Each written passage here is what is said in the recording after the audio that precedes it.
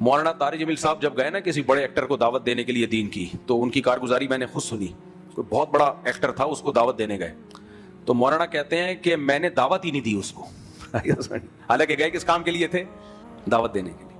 اور کمال کی بات ہے, کہتے ہیں میں نے اس کے سامنے بیٹھ کے اپنی پرانی فلموں کی جو بچپن میں کبھی دیکھی ہوں گی توبہ کر لی انہوں نے, وہ ان فلموں کی باتیں شروع کر دی اس کے, جو بہت پرانی فلمیں کبھی دیکھی ہوں گی انہوں نے, اللہ معاف فرمائے ان کو بھی. تو اس زمانے کی تو فلمیں اس زمانے کی فلموں میں اور اس زمانے کی فلموں میں بھی ایسی زمین آسمان کا فرق تھا. خیر فلمیں کسی بھی زمانے کی ہوں. تو کہتے ہیں میں نے وہ تذکرے شروع کر دیے اس کے سامنے.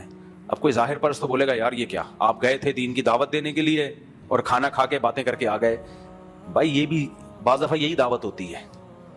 بعض دفعہ کیا ہوتا ہے, اس کال دعوت. دعوت کا یہی طریقہ ہوتا ہے کہ دعوت نہیں دینی.